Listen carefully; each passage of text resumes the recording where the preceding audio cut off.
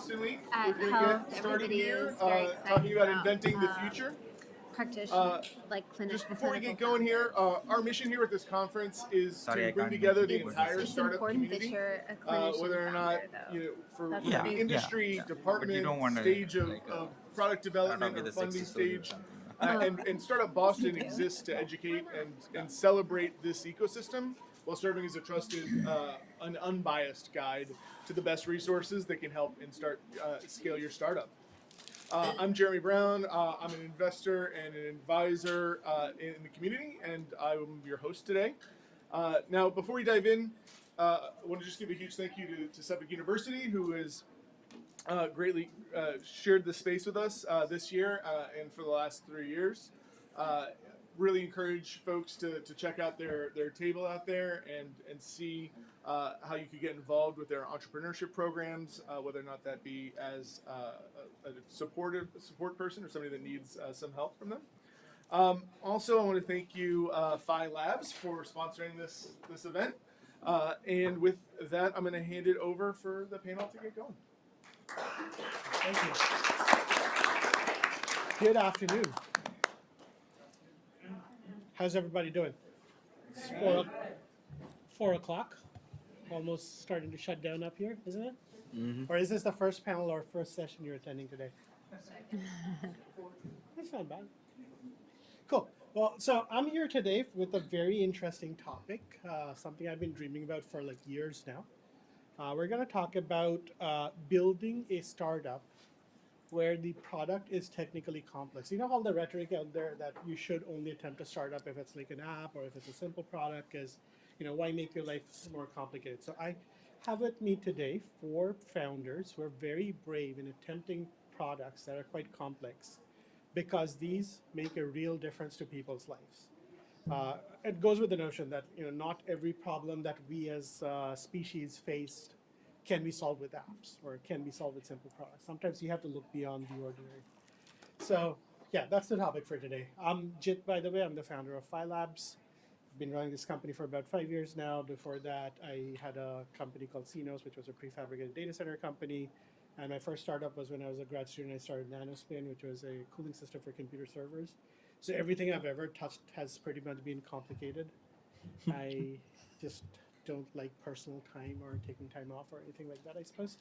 But today is to focus on the 4 brilliant founders we have with us today. Why don't we start with Glenise over here? Glenise, if you could introduce yourself a little bit and your company. Absolutely. So my name is Glenise Kennard-Moore, and I am the founder of Skimoo Tech and the creator of the VDOM. The VDOM is a ultra-humanistic prosthetic penis that actually imitates nature, as it can go from flaccid to erect at the push of a button from a smartphone or smart watch. It's a true wearable that is an alternative to medication or surgery. Amen. Thank you. Connor, you're up next. I am Connor Herman. I'm the founder of Percy, and Percy is a behavioral measurement tool.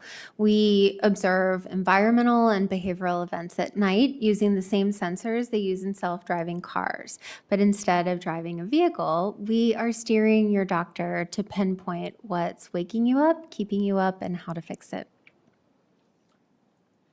Thank you, Connor. Amy, you're up next.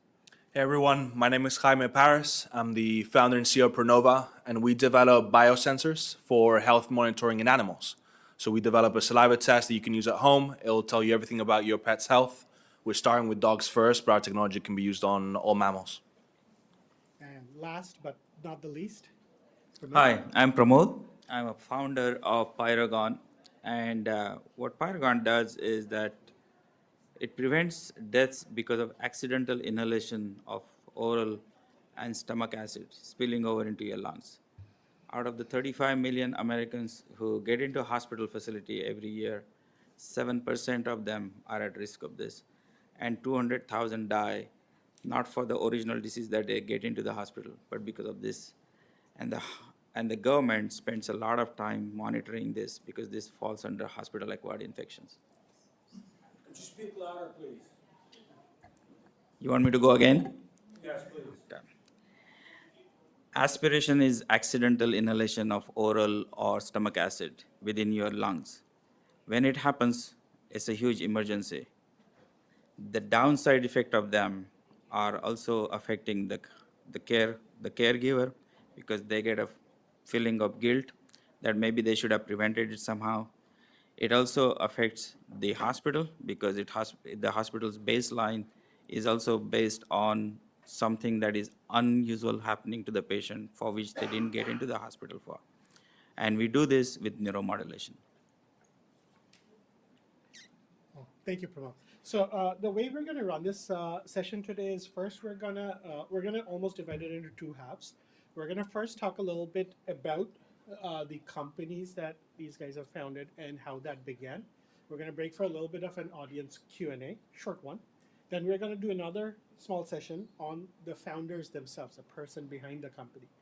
Again, a little bit of a break for Q&A. And if we still have time after that, we might do some random fun questions. Sound like a plan? Okay, so let's start with starting with the company.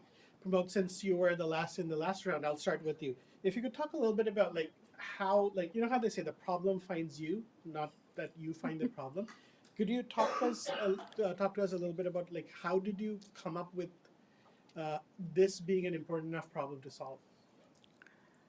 So it reminds me of a story where, after a routine gallbladder operation, for example, imagine a family is being told operation went well, successful operation, a day passes, and then the nurse comes and tells you that, your grandfather, your father is struggling a little bit, struggling to breathe, is struggling a breath, or otherwise, is that good?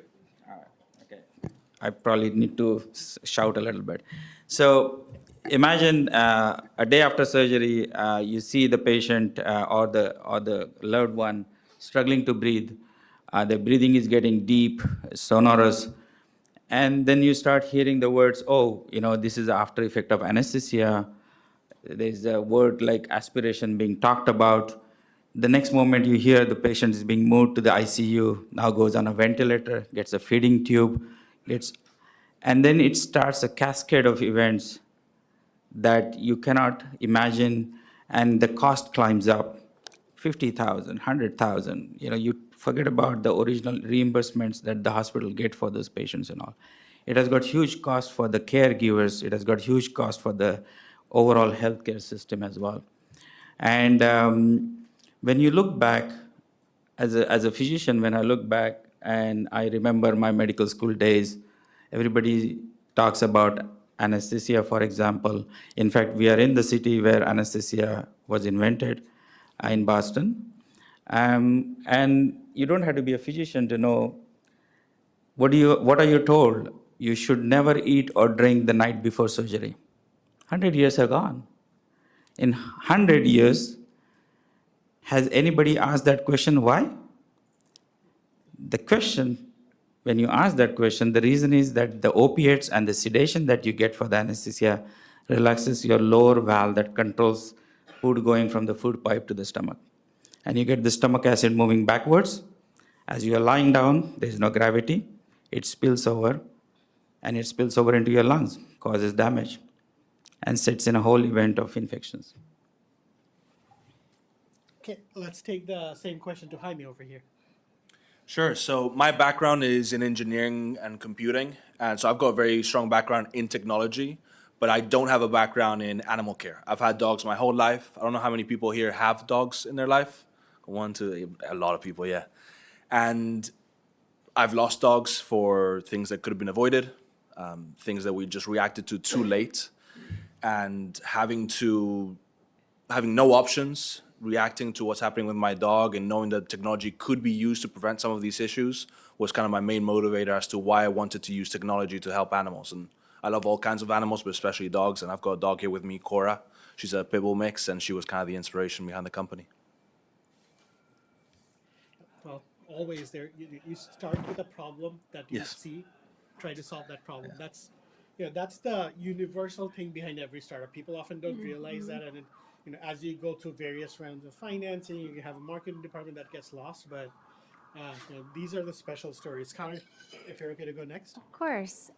So I started out my career in the military. I was an intelligence officer, and I was deploying a lot after 9/11, ended up at the National Security Agency, where I was in charge of an office that was rapid deploying prototypes that we would use overseas. And that's about all I can say. So the reason I'm starting with that is because I love that job. That was my favorite job on the planet. And I had a son right after I got promoted and got postpartum depression.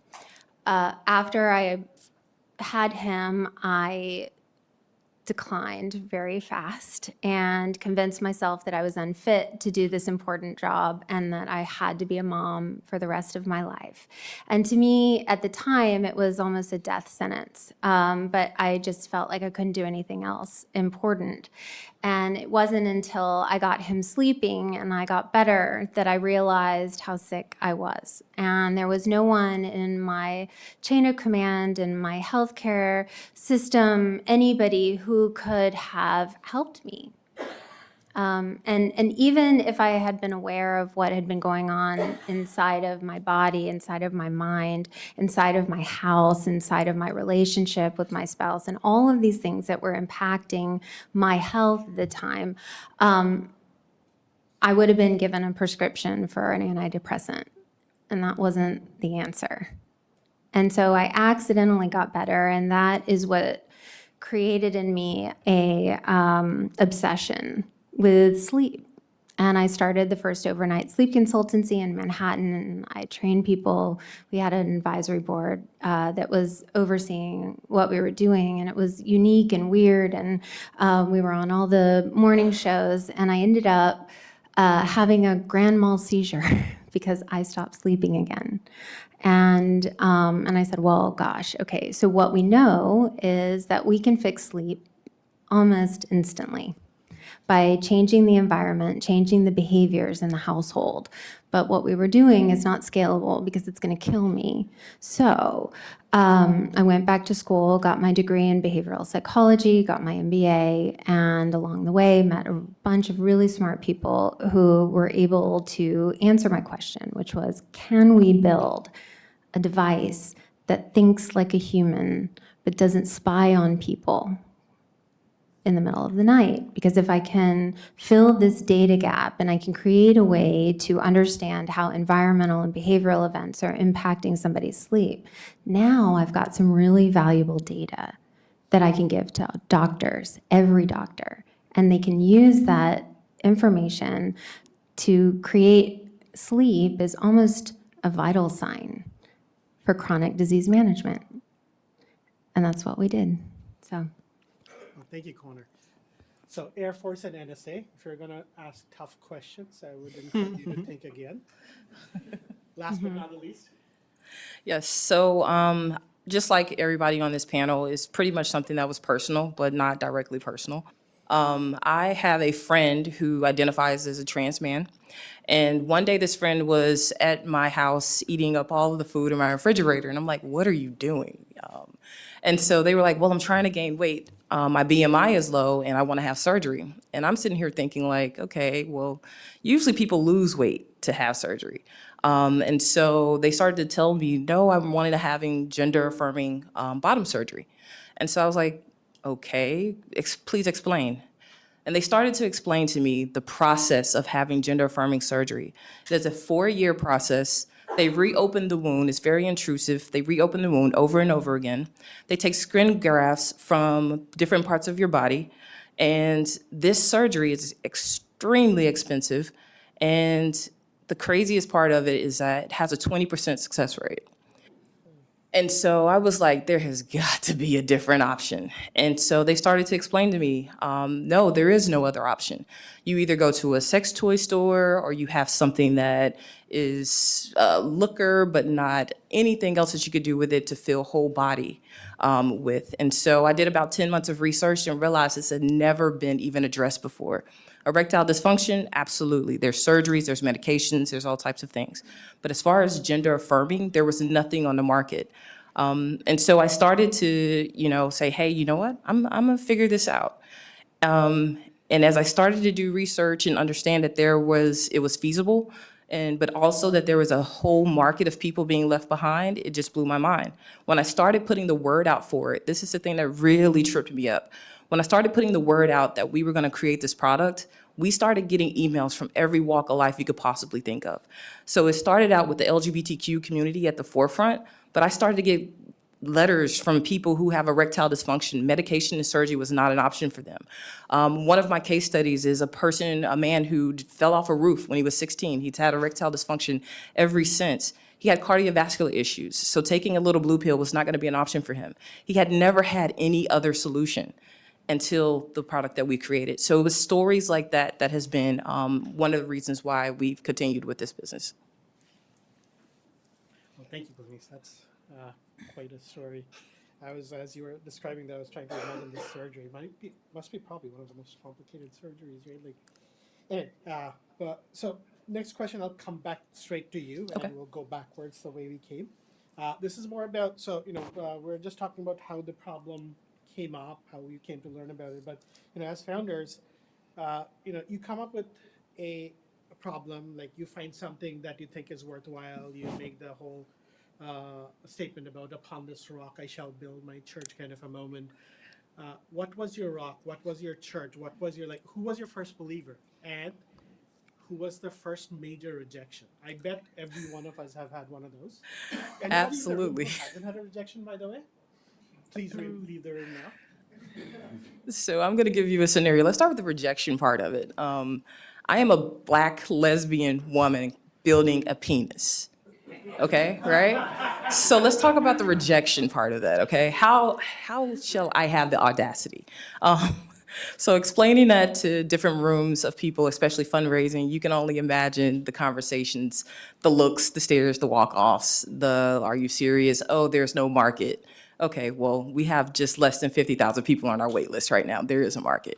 But let's talk about, who are the main supporters. I thought the main supporters were gonna be people who are in the tech world, who are in the healthcare world, and it wasn't. My first supporters, my first investors were little 70-year-old Black women in the Bible Belt in the South who were the first ones to say, here, take this check and go crazy with it because we believe in what you're doing. And one of them was like, well, I'm about to leave my boyfriend because he just can't get it up anymore. And so I really believe in this product. And, so it just reminded me like, whoa, this is very much so a globally impacting problem that we're addressing. And so I would say that that's probably my rock and my foundation there in my rejection story. So.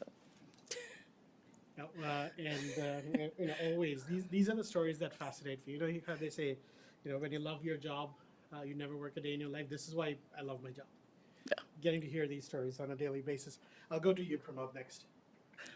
Which story you want to know about the rejection? The first hit of the first believer and the first rejection. Well, everybody knows about the 3 F's, right? When you fundraise: family, friends, fools. The fourth one is also important, if particularly you are trying to create a med tech product, and that's physicians, spelled as F.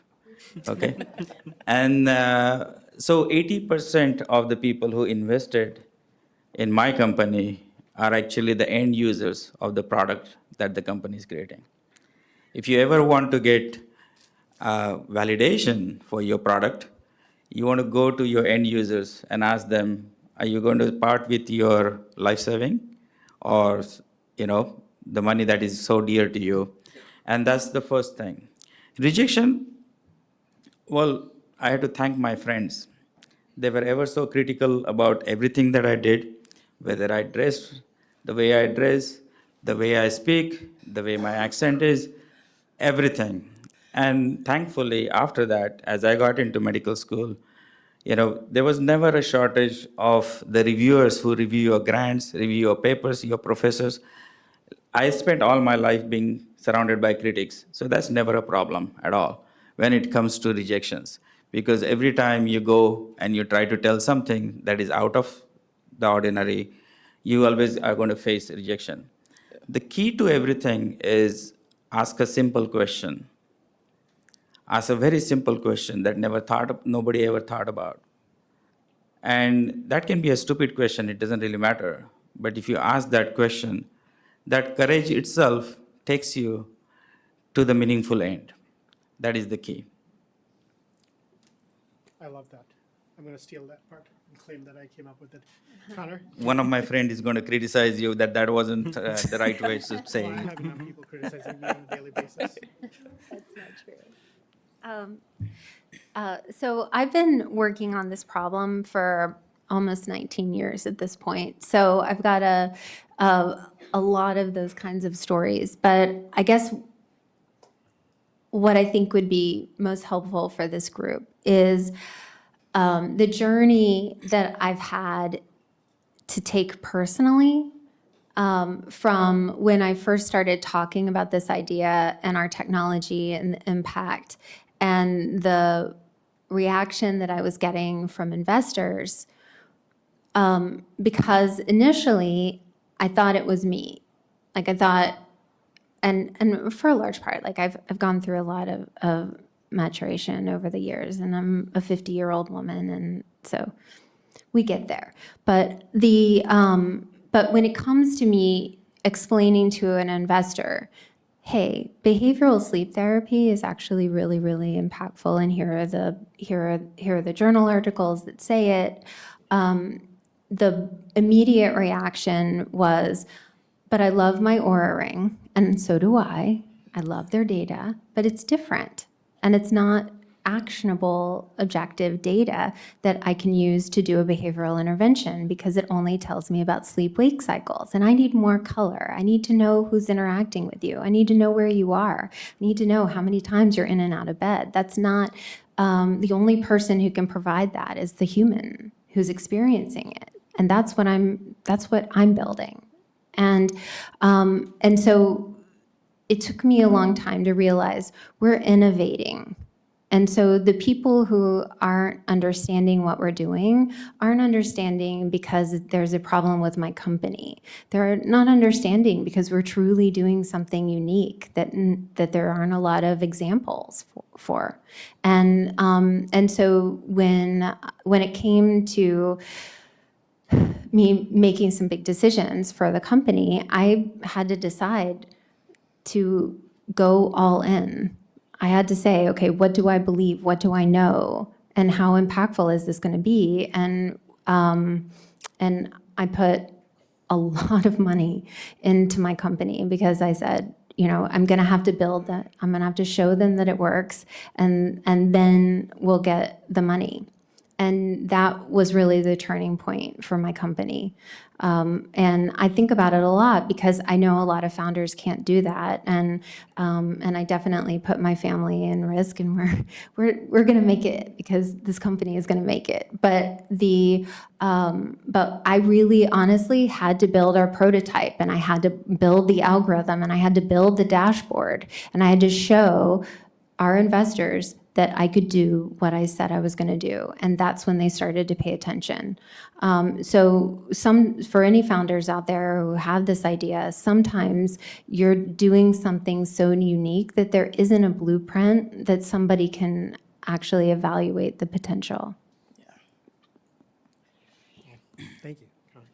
Last, me, one Yeah. believer, one rejection. No, absolutely. But I'm just thinking about what you just said about, what it takes to get investment for a hardware product. Like you have to go and prove it yourself. And, the investors will tell you we want 6 months of traction before we'll invest. But like the amount of money it takes to get to 6 months of traction with a hardware product, it's kind of a chicken and the egg problem there.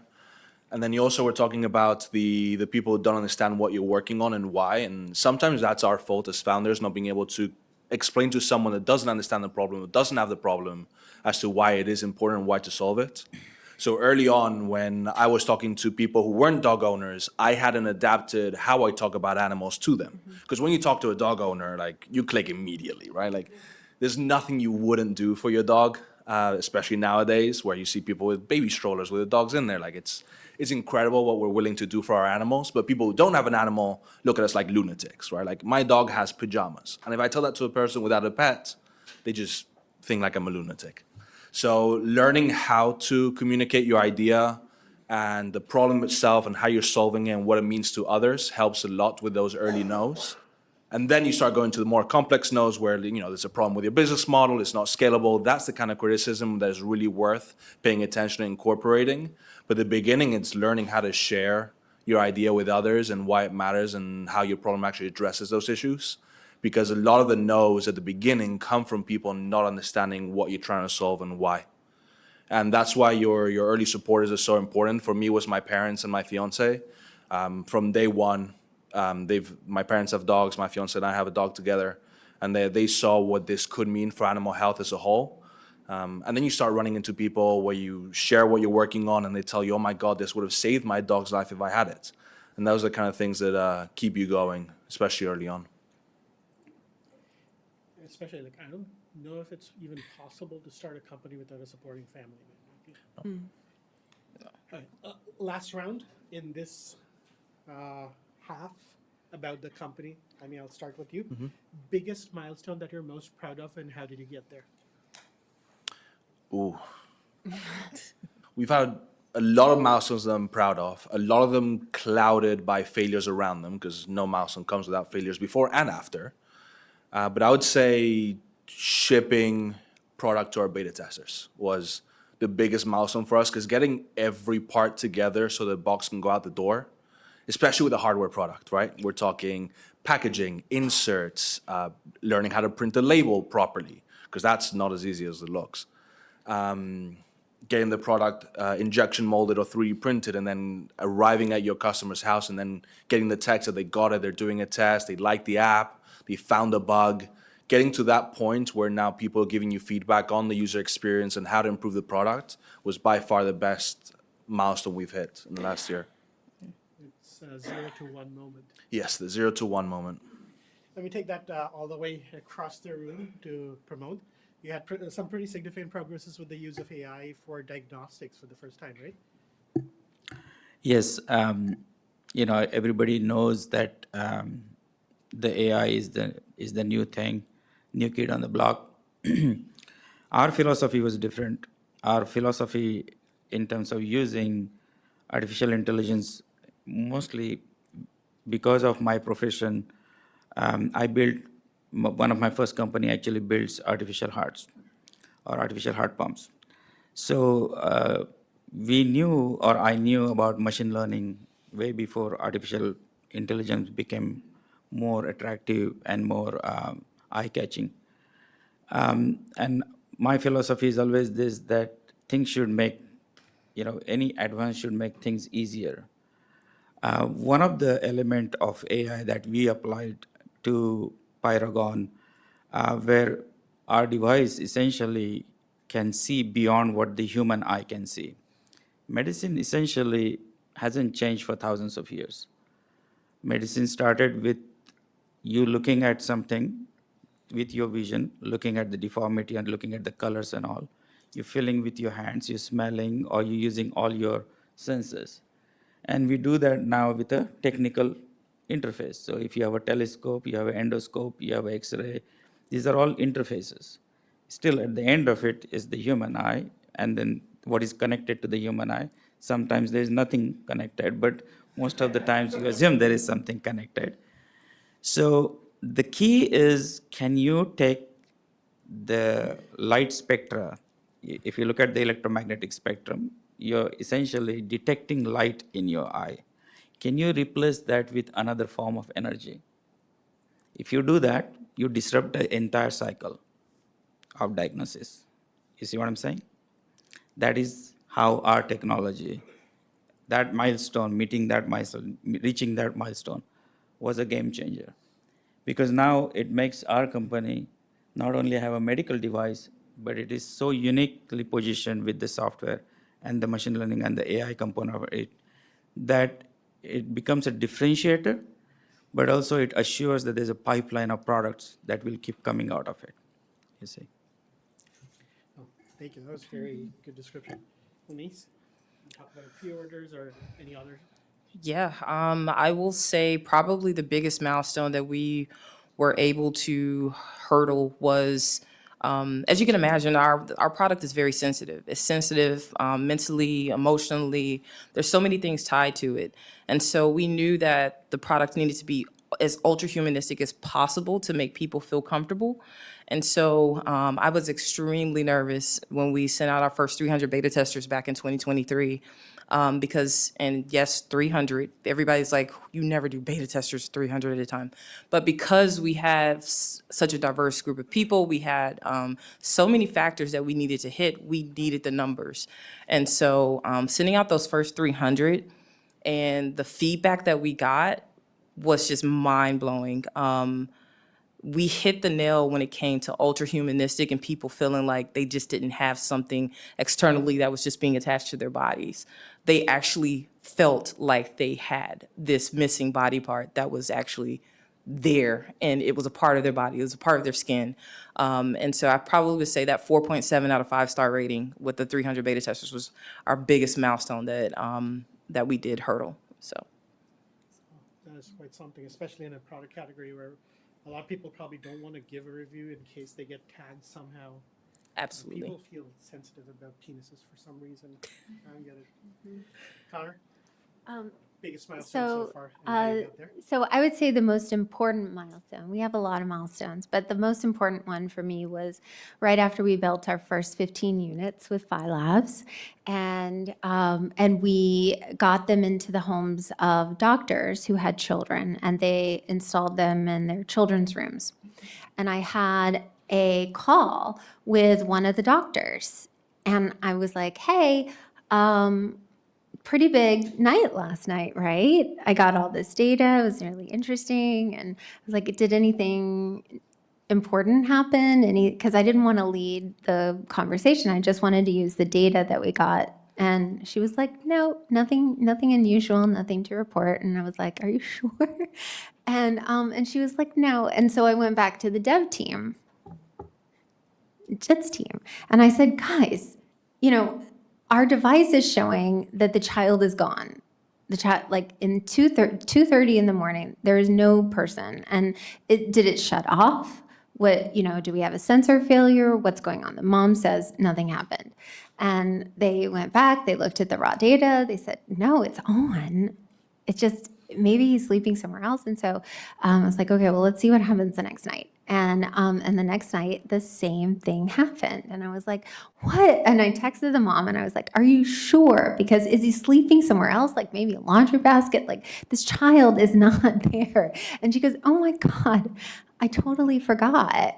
Every night, in the middle of the night, at some point, he wakes up and he comes into our room. And it didn't occur to me that we were going to be looking for that. And that was the validation for the device, because self-report is unreliable. You get used to things happening. You don't think that it's important. You don't think it's something that somebody needs to know.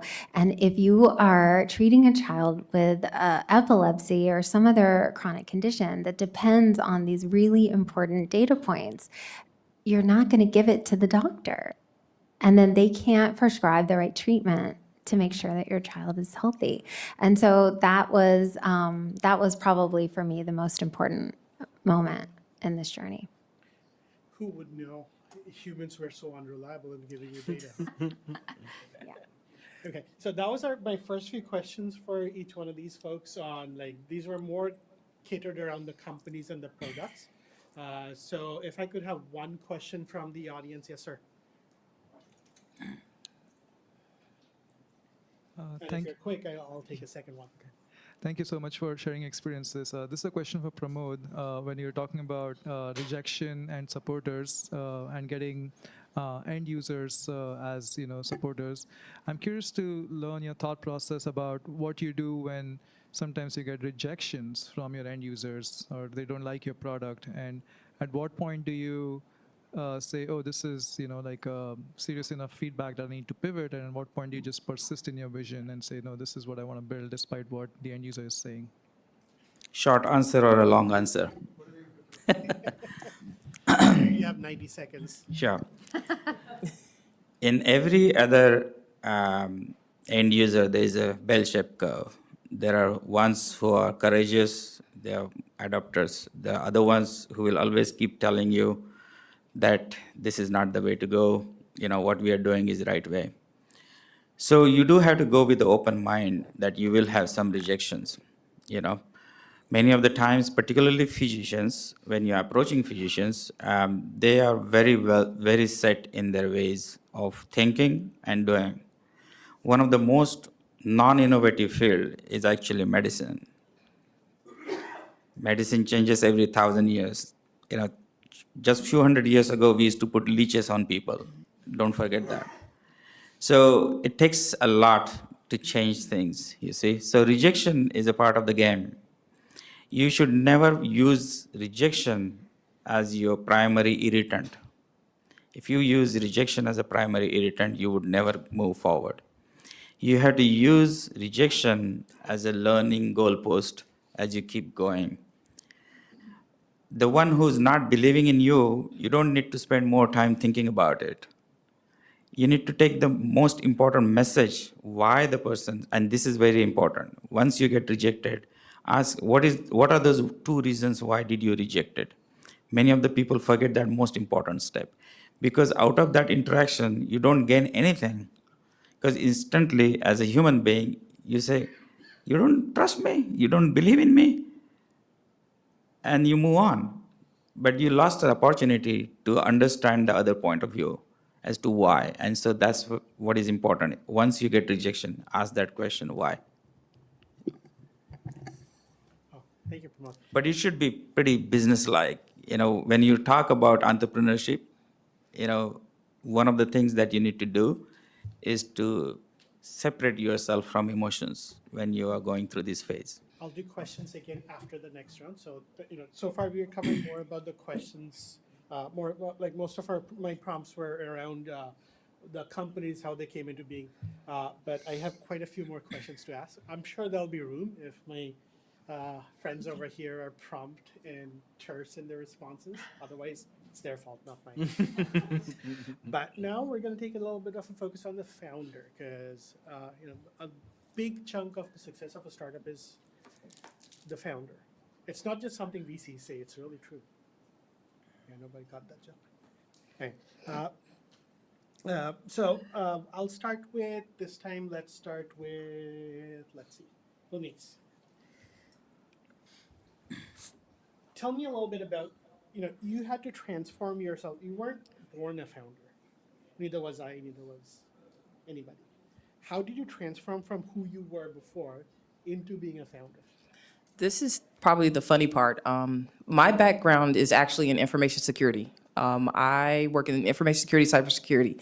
I am not an engineer by any means at all. And I definitely wasn't a CEO when I first started. All I had was a really cool idea, and I wanted to make it happen for my friend. And so that was it. I had to really, I've been working in corporate America at that point for about 15 years. And so I had to change my brain set from corporate to startup. They are two completely, totally different things.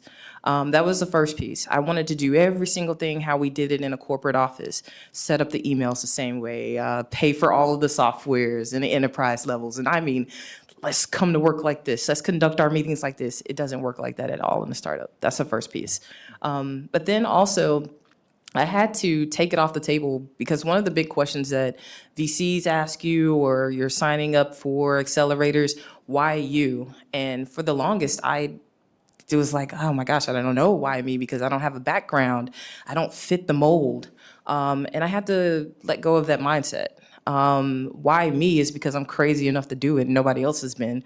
That's the first part. But the second part to that is that, I just really had to dig into let me throw every single thing that I knew before out the window. That is the biggest piece that I've probably learned this entire journey. Throw everything that you know out of the window Stick to your why. My why is what keeps me going every day because I probably would have quit like 15 times ago. But stick to the why. And again, just throw everything you know before starting a business or working on a product, especially in hardware, throw it out the window. So information security to artificial penis. The pen testing part's still there. It totally is. That might get me banned from future editions of this conference. I'm sorry about that. Pramod, you want to go next? Sure. What is the question? Sorry. It's messed up everybody. We're talking about your past life and then becoming a founder, the transformation you had to go through to become a founder. Helplessness. I'm a surgeon. I operate on people, and it's not infrequent that you pass the ICU, and you see this family sitting there.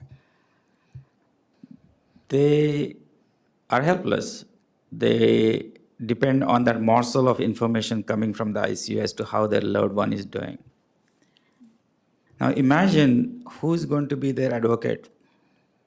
If I'm not going to be their advocate, being the frontline staff, because I know what is going on, I cannot depend on the multinational companies to even know that problem, let alone find a solution for it. You see? They are mostly aware of what is there in the journals, what is there in the published media, what the key opinion leaders are talking about. But I'm the one who's looking at those faces. I'm the one who's counseling them. So helplessness was the initiator for me. And this became very stark because our company started on the backdrop of COVID. People didn't die just of the virus. They died of the aspiration afterwards when they recovered from the virus. And this was the one time that we saw the helplessness in its full glory. Families couldn't come. We were using FaceTime. We were using all kind of technology. And if we are not the one, if I'm not the one who takes that step, then my education, my experience is of no use. I can keep doing what I do yesterday. I can do it today, I can do it tomorrow. But it's never going to change the game. Never. And that was the... Yeah, that's a very profound answer, and a very noble cause. He owes me something now in the evening. Connor, if you're to go next, yours is probably one of the most drastic shifts in career from the battlefield to the bedroom. It's a little suggestive. No pun intended. So I don't really see it that way. What happened for me is that I had this massive problem and there was nobody who could help me. And when I was going through that helplessness of not knowing how to get my son to sleep, not understanding what was happening in my life, not understanding the feelings that I was having, I started identifying with stories in the news. This was like way back in 2006, so this was a long time ago, but like that feeling that I have back then is here right now with me. It was so upsetting. But I understood like why people were abusing their kids in the middle of the night and what drove them to jump off a building. Like I was like, oh yeah, I get it, And when that is normalized in your head, and then you realize, oh wow, that was bad. I was not well. You don't lose that. And then when we started our company, we were helping people, and I saw people who had been struggling for like 6 months, a year, multiple years for these massive problems, and we fixed it instantly. And they had been seeing other doctors, therapists to solve the symptoms of sleep deprivation, but nobody was really solving it the way that we were doing it. And so I knew that something needed to change, and we did it, and we were really successful. And we wrote a book, and every time we were on a morning show, it nearly put us out of business because people couldn't afford our services, but they had questions and they needed. And I was on the phone all the time. We had to stop doing media, and eventually I had too many kids that I just couldn't sleep over at people's houses anymore, and I couldn't be woken up every night with other people who needed help from our consultants. And I kind of started pulling away from that company and thinking about how to scale what we learned from that business. And I gave it time because Oura Ring didn't exist when we started, and Whoop, and all these Sleep Number beds and all these other sleep tech companies that started popping up over time. And I was like, okay, well, one of them is going to do it. And nobody was doing it. They were all in an arms race against each other to be the best biometric reader. And to me, that data is, I don't want to insult that data. That data is important data for sleep quality, but it's not actionable. And so eventually I just had to decide, okay, if nobody's doing this, nobody's seeing this opportunity, then it's going to have to be me, because I'm the only one who's crazy enough to want this to happen. And that's when I decided to do it. That is an answer I hear from almost every founder I've ever met. I'm the only one who's crazy enough to do it. Believe it or not. Amy, do you agree? Well, absolutely. No sane person does a startup. Unless you find something you really care about, then it's not that bad. But it has to be something you believe in and really love. And I went through that. My background, so I did my undergrad in mechanical engineering and computing and intelligence. And hated it. I struggled through my undergrad. And based on what I was learning, I thought I would have to go either be a mechanical engineer or go into robotics. And those were the only two paths forward. And nothing was calling me. I did my internships in the automotive industry, and I just couldn't sit still. I couldn't work at a company where I was working on only one task at a time for 6 months at a time. I just couldn't do it. So I was always drawn to startups. And it was through my undergrad that I did my first startup. I invented a tool for installing insulation with some friends. We had a patent to our name. It was super cool. We had prototypes. We had people wanting to pay for our prototypes. But it was in construction. The coolest part was I had a patent to my name, but I didn't care about the industry or the problem. So that was just never going to work out, and it wasn't worth the effort and what it was going to take. Because every startup is hard. We like to joke that apps are way easier, and they are, but it's still hard, right? Every startup is going to require a ridiculous amount of blood, sweat, and tears. And if it's not something that you love, it's just really not worth it. So I then went to the opposite side and did a startup on my own in something I was extremely passionate about, in gaming, in a game that I used to play. But that was such a niche market that it was never going to pay off. Even if I was super successful, I was going to make $20,000 a month, and that was it. And the company that owned the game released their own version of the same idea, so I was like, all right, they beat me to it. And it was through that summer that I was working on that second startup that I applied to my master's at Tufts University. It was a master's in innovation and management. And that's where I had the space to actually start pursuing something I really cared about. It's a great teammates at the beginning, and I ended up working with animals. Working with animals is something I've always wanted to do. The first job I ever wanted was to be a veterinarian. Then I figured out I didn't have it in me to put down an animal and deal with people being irresponsible and taking care of their dogs. So that was a no-go for me. Then I wanted to be a marine biologist, learned that I sucked at biology. So I was always looking back, always trying to make my way to animals, and it became a full circle moment when I figured out how to use technology to help take care of our pets. Thank you. You always have to unlearn that one thing about you, right? And I think that's a common theme. You can't continue to be that person. What's the biggest thing you had to unlearn, if there was one? Biggest thing I had to unlearn? Probably delegating, right? As an engineer, you're taught to handle every part of the problem, analyze every angle, every perspective, and try and do everything on your own.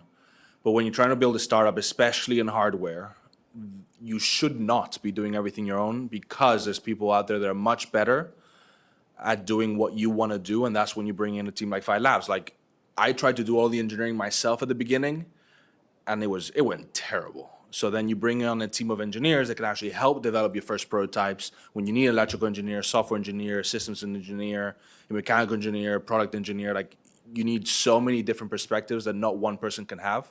So learning how to delegate and move away from that engineering mindset was probably the biggest thing I had to unlearn. Oh, thank you. By the way, I met Jaime right there Yeah. outside exactly 2 years ago, Yeah. near that column over there. That's why I love this conference. And the spell is still working. Yeah. Apparently, he's still talking to me. Denise, you want to go next? Biggest thing you had to unlearn. I think, and this is probably going to be cliche, but when I tell you guys, like, it is such a real statement, failure is not a bad thing. I had to unlearn that. And once before in a different life, I was actually a D1 basketball player, so I'm very competitive, and I believe win, win, win, win, win. We didn't learn our best lessons until we failed. And I know everybody says that, but it is so incredibly true. So I will say that probably the one biggest thing that I had to unlearn was that failure is a bad thing. No, it was probably what has saved my startup and gotten us to this point. Yeah. Again, I struggle with it still. I've been supposedly an entrepreneur for 15 years now. Biggest thing you had to unlearn. So I have really high standards for our product, and I know how I want it to. I know how I want people to interact with it, and I know what I want the data to be, and I think that what I had to learn was that my expectations might be preventing me from getting my product to people who would value what we have today.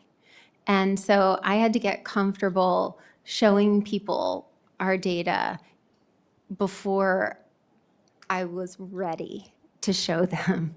And we launched at Sleep 2025 this past June. In my head, I didn't want to go to the sleep medicine community too early because I wanted us to be a class 2 device. I wanted to show them that we could help them with diagnostics and all these other cool things that are coming.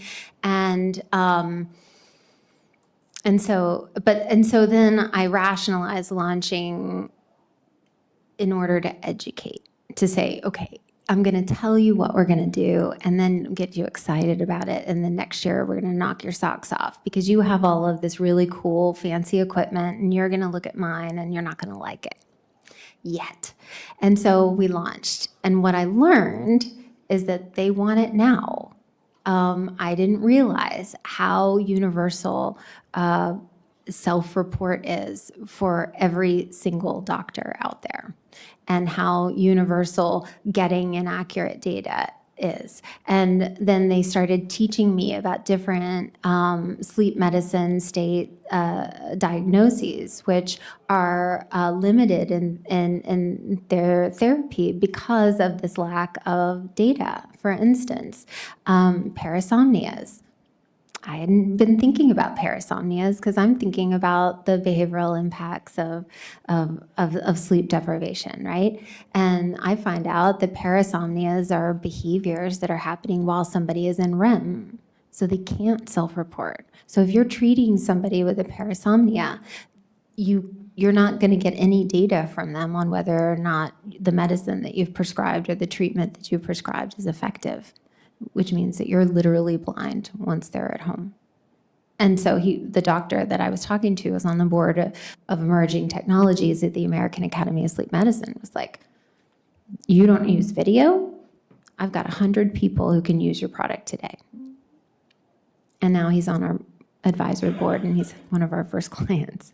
And so that was an unusual experience, but I had to step outside and risk showing people what we were doing before it was ready, in my opinion. And then I learned that we have a whole nother market that wants our initial MVP. Well, last one on this round.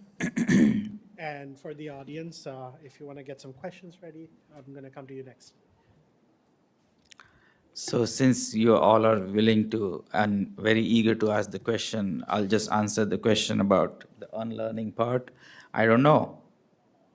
There's so many things to unlearn because you get into this with a lot of preconceptions, preconceived ideas. And so you really have to keep your mind open to other people's idea. You may have a rudimentary understanding of finances, for example, but you need to sit down with a financial expert to understand. You may have some idea about reimbursement in healthcare, but you need to talk to a reimbursement specialist.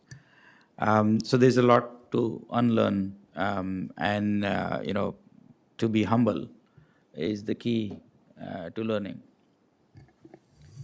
It's again another statement I'm going to steal. Something else you're going to owe me now. So. All right. So, yeah, great points. I mentor with Techstars and another few incubators here, and the Techstars on a regular basis. But these are very common things that I see with founders all the time. So if you're attempting a startup, if there is any aspiring founders here, yeah, these are actually important things to focus on. They sound uh, sensible and like they sound like they make sense, but they're not very easy, especially if you're any older than 18, because our brains don't quite do well at learning or unlearning new things when we get older. As you can tell, I'm a little bit older than 18, just a couple of years. Okay, we only have 4 minutes left. So if we make it quick, we can probably take 2 questions. Since I've already taken a question from you, I'm gonna go to you over here. Please state who this question is for and what the question is. Sure. Thanks for the opportunity. I really appreciate it. And I have to admit that, the panel is like super, super inspiring in the first place. So I really appreciate that. And my question to you guys is like, let's say if we are trying to build a prototype and the prototype's like super, super pricey, or like, let's say it's super big, like let's say warehouse automation or something like that. So how would an investor, believe in a, let's say, recently graduated amateur when it comes to entrepreneurship like me, let's say, to believe in me and invest some money or like a pre-seed in my idea? Right now, I'm trying to build a drone show company, and the drones that we are trying to build are like, we have to have at least like 100 drones to show up the patterns in the air and, show it like a good prototype. So in that perspective, and each drone is going to cost us around like $500, which is $50,000 up front. So to make some investor believe in us, so what we should do. So is there one thing would be a simulation? People say like simulate something and show it so that people will understand. But if that isn't the case, what would be the other option? Who wants to take this one? Aren't we all painfully familiar with this one? Yeah, I'd love to answer this. Yes. Okay. You have to start with an ugly prototype, and you have to be cool with it. My partner built our first device, and it looks like a tarantula. It was like a Raspberry Pi, and we bought some sensors off of Amazon, and we strapped it together, and it was really unsettling because we put it in his daughter's room. That was like all pink, and we had one in his office, and by golly, I could. Just from the raw sensor data, like I could understand exactly what was happening in the family patterns. And so we would start all of our meetings. I would look through the different sensor inputs, and I would be like, okay, I'm going to tell you what happened last night and what you did on Sunday. And he was like, holy shit. And so the demonstration was really, can a human do it? And if a human can do it, then you can teach an algorithm to do it. And so if you can start out with a successive approximation of what it is that you're doing and demonstrate that you can get there, then all they have to do is believe that you have the facilities to make it better with more infrastructure. I think Pramod wants to weigh in on this too. There's one thing that I want you to consider. If you are thinking about anything mechanical or electromechanical, the smartest people in prototyping are the toy makers. Go to a toy store. Look at your basic concept, the fundamental concept. You will find a toy. that has done it. You take that and you have a prototype. Because what you are looking for is you're trying to convert a concept into something that is practical. You go into toy industry, you think robots are new? No, they've been shown thousands of years ago, you see. And that's the key. Go to a toy store. Anybody else want to weigh in on this too? And then we're gonna wrap up. I can. For me, you can imagine building a prototype of what I have created wasn't probably the easiest thing. But I will say, we had to paint the picture. So we had to paint the picture, and what I did was I used 3D graphics for every single inch of this process. That way I could censor it if I needed to, depending on who my audience was. There were so many different levels to me trying to communicate what we do, right? So I use stimulation, not stimulation, sorry. No pun intended, I promise. But we also used, a lot of 3D graphics to really just paint the picture and get them from point A to point B, so. Yeah. Now I would advise avoid prototyping for as long as possible, because once you start prototyping, you'll subconsciously get tied to that idea and that solution. When I start with my sensors, they initially start as sensors inside a poopy bag. So when you pick up the poop from the dog, you can analyze it. Very difficult to work with. I moved to the other end of the dog, and the saliva is a lot easier to work with. But if I had prototyped too heavily in that stage, I wouldn't move past it. So although you have an idea now as to what it's going to look like, try and avoid prototyping for as long as possible. Using renders is a fantastic idea to get your point across without investing, $50,000 into 100 drones. Yeah. And then that's when it's worth starting investing into something actually physical.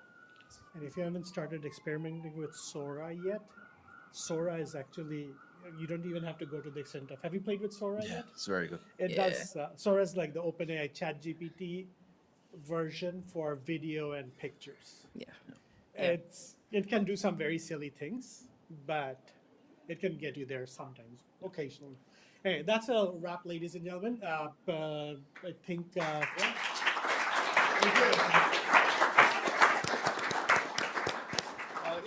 Thank you to the panel. This is great, and I'm sure you're going to be mobbed on the way out.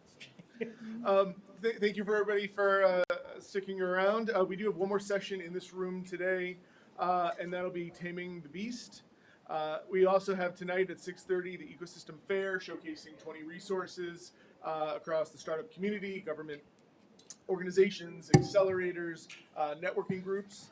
So that's all here at Suffolk. And lastly, if you haven't already checked it out, please check out Kevin Tai from the 3 Circle Studio. They're our official photographer, and I think actually we've seen them wandering around here. Grab them for a photo, and you'll get a personalized SBW photo album. And with that, I guess I'll say goodbye until the next session. So thank you, everybody. Hello. Sure.